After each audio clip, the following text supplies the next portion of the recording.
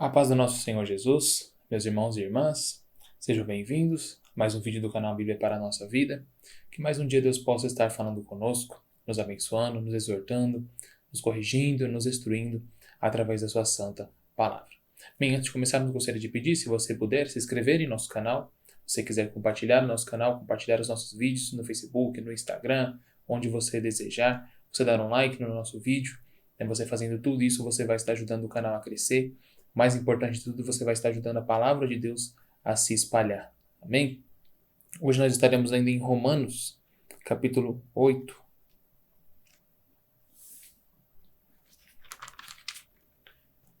Romanos, capítulo 8, a partir do versículo 18. Amém? Vai dizer assim: Considero que os nossos sofrimentos atuais não podem ser comparados com a glória em que nos será revelada. A natureza criada aguarda com grande expectativa que os filhos de Deus sejam revelados, pois ela foi submetida à inutilidade, não pela sua própria escolha, mas por causa da vontade daquele que a sujeitou, na esperança de que a própria natureza criada será libertada da escravidão da decadência em que se encontra, recebendo a gloriosa liberdade dos filhos de Deus. Sabemos que toda a natureza criada geme até agora, como em dores de parto, e não só isso, mas nós mesmos, que temos os primeiros frutos do Espírito, gememos interiormente, esperando ansiosamente nossa adoção como filhos, a redenção do nosso corpo. Pois nessa esperança fomos salvos. Mas esperança que se vê não é esperança. Quem espera por aquilo que está vendo? Mas se esperamos o que ainda não vemos, aguardamo-lo pacientemente. Da mesma forma, o Espírito nos ajuda em nossa fraqueza, pois não sabemos como orar, mas o próprio Espírito intercede por nós com gemidos inexprimíveis. E aquele que sonda os corações conhece a intenção do Espírito, porque o Espírito intercede pelos santos de acordo com a vontade de Deus. Amém? Creio que pelo menos essa passagem final muitos dos irmãos conhecem, né? Mas conhecem com um pontinho diferente aqui que eu vou destacar quando nós chegarmos lá. Mas eu queria já destacar primeiramente esse primeiro versículo que Paulo diz aqui, que nós temos que considerar que os nossos sofrimentos atuais, né, ou seja, as nossas provações, as nossas dificuldades, os problemas que cada um de nós aqui passamos, né, cada um em uma área, cada um de um jeito, mas todos nós passamos por problemas e dificuldades, todos nós temos a nossa fé provada, e Paulo está dizendo que todos esses sofrimentos, por menores ou maiores que eles sejam, né, independente deles quais sejam, eles não se podem comparar com a glória em que nós será revelada. Ou seja, o que Paulo está fazendo alusão aqui? Ao nosso futuro, né? À nossa promessa, ao nosso novo corpo. Né? Tanto que ele diz que em nós será revelada. Ou seja, é o nosso novo corpo, o novo corpo incorruptível, nosso novo corpo que vai ser igual ao do nosso Senhor Jesus Cristo, que não vai ter mais pecado, não vai ter mais mácula, né? Não vai ter mais tristeza, não vai ter mais problema, não vai ter mais nenhuma das coisas que o pecado traz para nós. Vai ser um corpo totalmente glorioso, totalmente refeito, como o do nosso Senhor Jesus Cristo. Então, aquele grande dia, quando nós formos morar eternamente com Ele, com esse corpo glorificado, com tudo isso diferente, onde não vai haver mais pecado, Ele fala, tudo que nós estamos passando aqui, isso não se pode comparar com aquilo que nós vamos receber, com aquilo que nós vamos passar, com aquilo que nós vamos viver com o nosso Senhor Jesus Cristo. E ele vai dizer que até mesmo a natureza, ela aguarda por isso. Ela aguarda que os filhos de Deus sejam revelados, que os filhos de Deus sejam renovados. Né? Até a natureza aguarda esse grande dia, porque nós vamos ver que até mesmo a natureza, ela foi submetida a um estado inferior, justamente por nossa causa. Né? Nós estávamos aqui, e por causa que nós somos pecadores, nós somos corrompidos pelo pecado, nós até mesmo, por assim, de uma maneira mais fácil de tentar explicar, nós atrapalhamos a natureza. Nós fizemos a natureza decair junto conosco, por assim dizer. A natureza ela é pura, ela é a natureza, ela é a criação de Deus. A natureza em si, ela não tem pecado, mas nós vivemos aqui. Né? E é por causa do nosso pecado, nós sabemos que o pecado causa a separação entre o homem e Deus. E por causa disso, a natureza agora, ela também está longe da plenitude de Deus, por nossa culpa, por nosso resultado. Por nós estarmos caídos, estamos aqui atrapalhando a natureza, por assim dizer. Então a natureza geme, a natureza clama pelo seu Salvador, a natureza clama por esse dia em que os filhos de Deus vão ser revelados. Por quê? Porque aí a natureza ela vai ser refeita. Vai haver um novo céu e uma nova terra. A natureza ela vai ser refeita, ela vai ser transformada juntamente conosco. Então ela vai ter acesso novamente à plenitude de Deus, à plenitude do Salvador, e não vai haver mais pecado vivendo nela. Então nós vemos que até mesmo a natureza ela clama por esse dia, até mesmo a natureza ela espera por esse dia em que ela vai ser transformada de novo, que vai ser removido o pecado dela. E nós vamos ver que até mesmo, não só a natureza, né, mas justamente nós também, no versículo 23, ele vai dizer que não só isso, mas nós mesmos que temos os primeiros frutos do Espírito, gememos interiormente, esperando ansiosamente nossa adoção como filhos, a redenção do nosso corpo. Então até mesmo nós, que temos os primeiros frutos do Espírito de Deus, que é a salvação, né, nós só vamos colher os frutos na totalidade naquele grande dia. Mas aqui na terra nós já temos os primeiros frutos do Santo Espírito. Nós temos, sabe, o comecinho da graça de Deus. E nós que temos isso, nós mesmos já gememos interiormente. O nosso espírito clama, né? A nossa alma, ela clama por Deus, ela clama por esse dia, ela espera por esse dia, ela está ansiosa por esse dia. Que nós vemos que nós vamos receber a nossa adoção como filhos.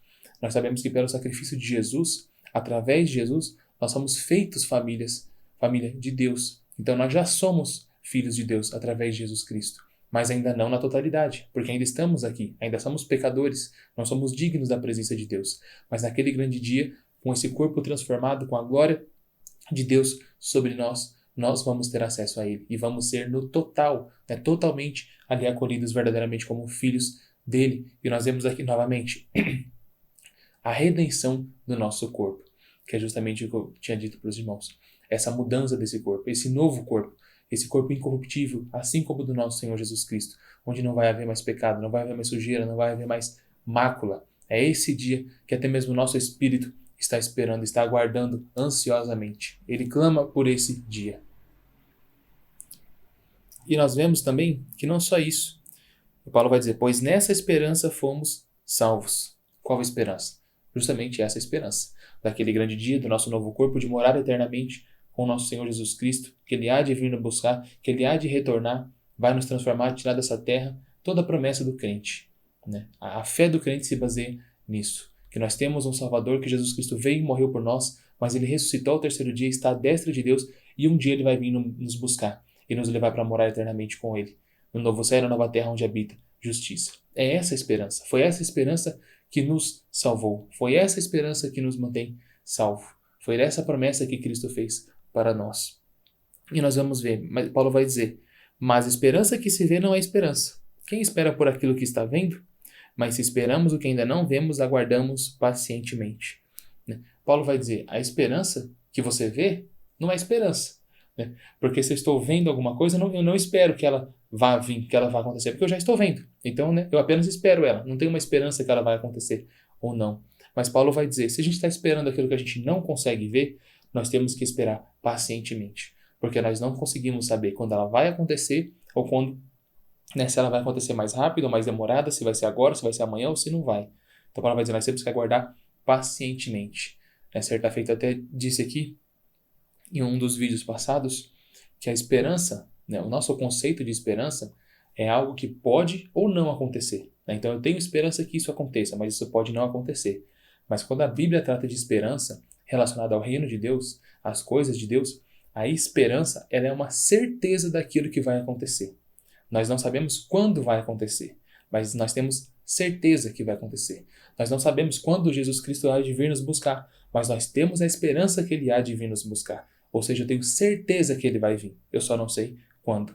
Esse é o contexto de esperança na Bíblia relacionado às coisas de Deus. Então Paulo vai dizer, da mesma forma, o Espírito nos ajuda em nossa fraqueza, pois não sabemos como orar, mas o próprio Espírito intercede por nós com gemidos inexprimíveis. Então nós vemos que nós temos que aguardar pacientemente. Nós temos que aguardar aquilo que nós não conseguimos ver. Temos que aguardar essa promessa. Paulo vai dizer, da mesma forma, o Espírito nos ajuda em nossa fraqueza. Porque nessa caminhada de esperar, nessa caminhada de aguardar esse grande dia, nós temos nossas fraquezas, nós somos falhos ainda. Nós vamos ter altos e baixos. Mas Paulo vai dizer que o Espírito Santo, ele nos ajuda em nossa fraqueza. E ele nos intercede por nós. Justamente por quê? Porque nós vemos que nós não sabemos como orar. Por mais eloquente que você seja, por mais estudo que você tenha, ainda assim você não vai saber como orar. porque ainda vai ter o pecado te atrapalhando. Você ainda nunca vai ser digno da presença de Deus. Você nunca vai ter as palavras certas, porque você ainda vai ser pecador. Você ainda vai ser um inútil servo perante Deus, que depende totalmente da graça dele e da misericórdia dele. Paulo vai dizer, por isso que o Espírito Santo nos ajuda em nossa fraqueza. E é ele mesmo que intercede por nós com gemidos inexprimíveis. E aqui é um ponto que muitas pessoas dizem, né, como eu já ouvi falar, que nós temos até mesmo que orar com gemidos inexprimíveis, né, que Deus escuta os nossos gemidos inexprimíveis. E um certo ponto é até verdade, né, mas muitas pessoas fazem alusão a esse versículo, sem perceber aqui que está dizendo que não somos nós que oramos com gemidos inexprimíveis. É o Espírito Santo que ora por nós. Ele intercede por nós com gemidos inexprimíveis. Né? E é até uma coisa difícil da gente imaginar, né? O próprio Espírito Santo intercedendo por nós com gemidos inexprimíveis. Mas é isso que ele faz. Né? Gemidos inexprimíveis vem daquela ideia de que você tentar falar alguma coisa, né? Você está orando, você está tentando expressar em palavras e não sai nada. Né? Você apenas geme, você não consegue transmitir as palavras. Tamanha é a intensidade do seu clamor. Tamanha é a intensidade daquilo que você está sentindo e você quer passar em palavras, mas você não consegue. Então você apenas geme, o seu corpo inteiro geme, ele treme e é de forma inexprimível, que você não consegue expressar aquilo. E Deus diz aqui na palavra que é o Espírito Santo que faz isso por todos nós. E somente Deus consegue entender esse gemido inexprimível. Então Paulo vai dizer, e aquele que sonda os corações, ou seja, Deus que sonda os nossos corações, ele conhece a intenção do Espírito, porque o Espírito intercede pelos santos de acordo com a vontade de Deus. Então nós vemos, Deus conhece os nossos corações, Deus ronda os nossos corações, ele sonda os nossos corações. E por causa disso, nós vemos que ele conhece a intenção do Espírito. E porque o Espírito intercede pelos santos de acordo com a vontade de Deus. O Espírito Santo, diferente de nós, muitas das vezes, ele nunca vai pedir algo que não está de acordo com a vontade de Deus. Ele nunca vai interceder por algo que não vai agradar a Deus. Muitas vezes nós pedimos coisas que não devíamos, coisas que sabemos que não vai agradar a Deus, sabemos que não tem utilidade nenhuma na nossa vida com Deus, no nosso relacionamento, mas ainda assim nós pedimos. O Espírito Santo ele sempre vai pedir de acordo com a vontade de Deus. E ele vai interceder pelos santos, por aqueles escolhidos por Deus, por aqueles chamados por Deus, pelos filhos e filhas que Deus já entregou através de Jesus Cristo, já entregou para Jesus Cristo desde antes da fundação do mundo. Então, irmãos, nós podemos ficar firmes, confiando nessa esperança. Passamos por provas, por dificuldades, mas como Paulo diz em outra passagem, nós temos que olhar para o alto, para as coisas que são do alto. Confiando nisso, olhando para o que está no alto, confiando naquilo que há de vir ainda, que não se pode comparar com nada que existe nesse mundo, nós vamos conseguir passar aqui por essas provações, por esse mundo. E ainda quando nós nos deparamos com a prova, o Espírito Santo intercede por nós com gemidos inexprimíveis. Ele nos ajuda a orar, ele nos ajuda a clamar, ele intercede por nós perante o Pai. E o nosso Senhor Jesus Cristo está ali pronto para nos perdoar dos nossos pecados e entregar a nossa oração a Deus. Bem, se você puder, convido a fazer uma oração, agradecendo a Deus por mais esse dia. Senhor, meu Deus e Pai, eu te louvo, Senhor, por mais um dia em Tua presença, por mais um dia, Pai, lendo a Tua palavra, aprendendo os Teus mandamentos, Senhor, sendo exortado e corrigido por ela. Ó Deus, eu lhe peço que o Senhor abençoe cada pessoa que viu esse vídeo ou apenas o ouviu. Que a Tua graça, Senhor, a Tua misericórdia, o Teu amor, o Teu Santo Espírito, Pai, os frutos do Teu Santo Espírito possa ser com cada um. Que o Senhor nos exorte a cada dia, que o Senhor nos corrija a cada dia, Senhor. Dá-nos força, Pai. Dá-nos a plenitude do Teu Santo Espírito. Ensina-nos a orar, ó Pai. Ensina-nos a Te buscar, ensina-nos a Te obedecer, para que em tudo que nós venhamos fazer venha a ser, ó Pai, dada a glória ao Teu santo nome. Nos ajuda, Pai, nas nossas provações, nas nossas dificuldades, ó Deus. Seja conosco, tão somente para a glória do Teu santo nome. Lhe pedimos em nome do nosso Senhor Jesus Cristo, ó Deus. Amém.